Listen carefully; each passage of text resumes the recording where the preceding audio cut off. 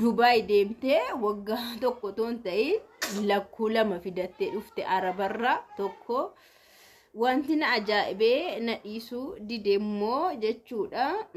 Madaamittiin eenyurraa ulfooftee jettee qalba qaal jechuun jechaa jechatti yookaas fuulaa fuulatti yeroo gaafattu irraa ulfooftee naayettu abbaa manaa keerraan ulfaa'ee yeroo isheen jettuuni madaamittiin na dhibdee baay'ee jechuudha.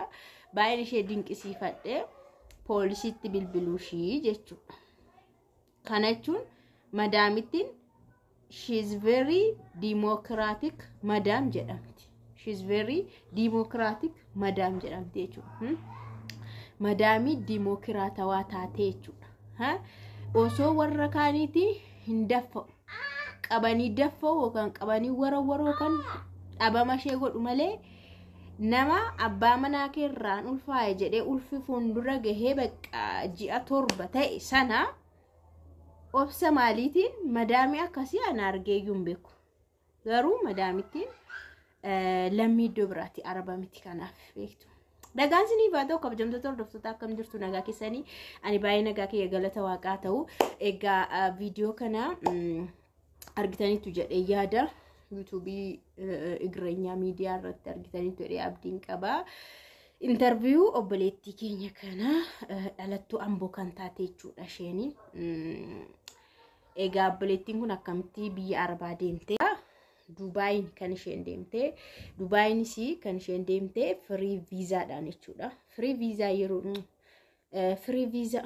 free visa yookaas immoo visit visa no free visa mti sorry visitiidhaani visit viizaadhaan deemte visit visa kan ji'a 3tiin deemte jechuudha. Na obboleettiin kun akkuma dhaqxeeni namni viizaa ji'a 3 isheedhaa erge sun ishee simatee namatu ergeefi baay'ee nama Araba miti namatu ergeefi namni suni fuudhee hojii ishee gasha.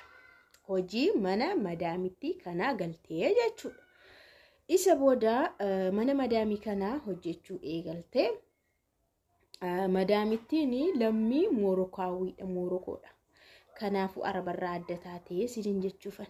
Kanaafuu wanta akkanaa isheerratti argamaltu Araba ta'e mataarra marfatteetu afarratti ture jechuudha. Jaarsa keerra fuulaa fuulatti ittan dhufa. Egaa madaamiin kun lammummaa ishee Moorokaawiidha. Jaarsi ishee immoo Imaaraatiidhumadha. Biyyuma sanaa jechuudha. Dhalataa machiiti. Isheen maal keessa baankii keessa hojjetti jettee inni immoo hojii isaa hin dubbanne garuu yeroo baay'ee manumatti argama jette isheen inni jechuudha. Inni yeroo baay'ee manuma keessatti argama. Isheen garuu walitti fufiinsaan akka hojii deemtuu fi akka hojii baankii hojjettu ni beekatte. Ijoollee 4 qabu dhiira 2 fi durba kan 2 xixiqqaa 4 qabu. Manicha keessa hojjechuun eegaleette guyyaa tokko namichi kun na gudeedee jette. Guyyaa tokko na gudeedeette. Guyyaadhuma sananni na gudeedeeni ijoolleen lakkuu waan nama ajaa'ibu ijoollitti akka isheen nama barartus maal dhiira 2 jechuudha akka isaan babbareedanii ijoollee kana lamaanii ulfataate isheen kanas sanas hin jenne hojiima ishiitti fufte. Hojiidhuma ishii itti fuftee hojjette hamma ji'a 7tiin hojjette baay'ee daffaariidha isheenis. Aga ji'a 7tti hojjette garaan koo bijaamaa faaffatu waan babal'aafatu miti katee sana keessaan ulfi mul'atu badaa guddate malee. Booda garaan koo yeroo guguddataa dhufu mul'achuu yeroo jalqabu nan deeman jedheeni. Isheenis akka baruu taateen irratti bartee jette nan deemaa jedheeni isa booda ulfata ukos bartee eenyurraa ulfoofteessaa ulfooftee fuulumaa fuulatti ajaa'iba bara jennaan fuulumaa fuulatti abbaa manaa keerraan ulfaa isatu na gudeedee my goodness. Osoo akka Araba tokko jechuun kan callat jedhanii damgifiitiin fudhatee bada yookaan sukkaarri fudhatee badee ambulaansii wii jedhee ofii fudhatee deema. Isheen kun garuu yeroo sana poolisiitti kanuma erga dhageesse poolisiitti bilbilte poolisiin dhufee ishee fudhatte mana sana keessaa fuudhee deeme qorannoo dhabdeemtedhani maayyuu furattee hin deemne shaanxaallee waan furannetti qorannoon qoratamte jedhanitti fuudhanii qorannoo qoramtee achuma mana hidhaatti dabarfamte jechuudha. Mana hidhaa keessa guyyaa meeqan buleette manni hidhaa sun guyyaa meeqan buleetteetu na dhukkubeette galaalaa ulfa waan taateefi miskiina na dhukkubeette.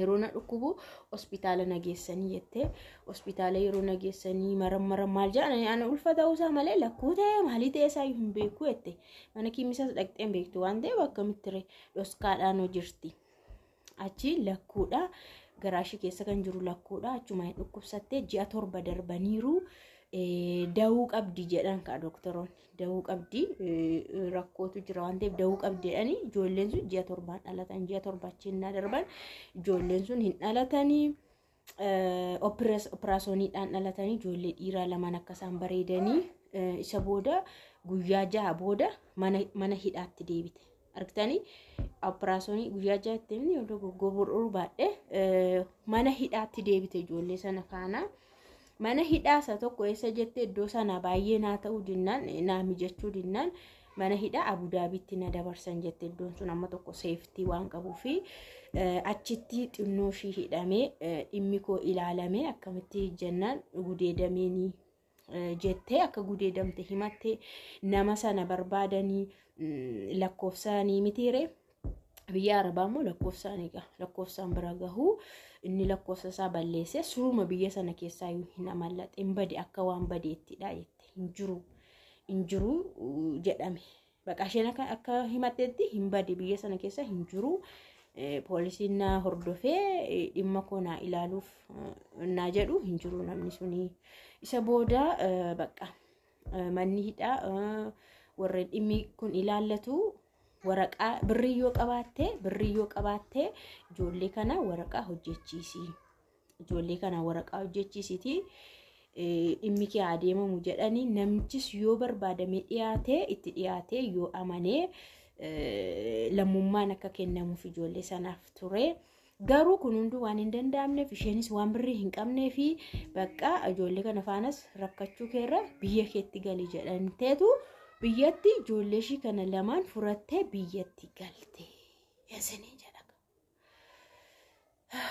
Egaa waggaa tokko guuteen dubartiin kun dhaqxee waggaa tokko guuteen ijoollee dhiiraa lakkuu kana lamaan fidattee dhuftee haa ta'u ijoolleen kennaadha ijoolleen hin gatamtu adeemsa isaan ittiin dhufan yoo ulfaataa ta'ellee yoo lafa gaan garuu dhugaa waaqa akka isaan nama mararan akka isaan bareedanii baay'ee nama mararu akkaataan isaanitti dhufanii rakkoo ta'uu fi isheerratti immoo baay'ee dadhabbii isaan guddisuu kana dadhabuun baay'ee ulfaataatti haa ta'u iyyuu malee beekan innaa yeroon dhufu maatiin tokko na bira hin jiru warri tokko na bira hin jiru jettee hunduu warri jiran immoo narraa goranii jettee ani kanan deeme kanaafis hin turre baqa jettee amman boossi miidiyaarra kan dhiyaate tokkoffaan namni kun illee yoo ragaa hundumaa nan qaba jettee ragaa hospitaalaa ragaa hundumaa qaba jettee tokkoffaan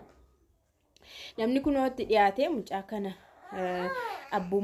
abbummaadhaan yoo amma deebi'eellee itti dhiyaate abbummaa kenneefi yoo gargaaree dabalatammoo uummanni akka ishee gargaaree mucaa kana isheedhaa guddisuu jechuudha osoo tokko ta'e tokko dugdatti baadheeyyuu nan guddifadha jettee lama garuu akkam godheen gara kamitti baadheen hojiillee hojjedha jettee tokko lammatammoo ijoollee kana osoo amma abbaan deebi'ee si barbaade ijoollee kana naa kenni nan guddifadha jedheenna waan kennu natti hin fakkaatu jettee dhugaa dubbachuuf akkamitti kenniti isheen ikkoo jireenyi ishee hundumtu kan garagaloo ta'e ijoollee kana irratti waan ta'eef ijoollee makanallee guddifachuu qabdiin jedha erga carraan ishee akkana jalaatee ijoollettii kana guddifattee carraan isaaniin beekamu isheedha irratti darbuu fi danda'a isiniin jedha tokkoffaan madaamittiin baay'ee dinqisiifadheetiin jira dimokiraatawaa ta'uu ishee baay'een dinqisiifadhe yaa obboleettii kanas immoo waaqayyo ishee gargaaru akka dubbatteetti gudeedameenii jette waan ta'eef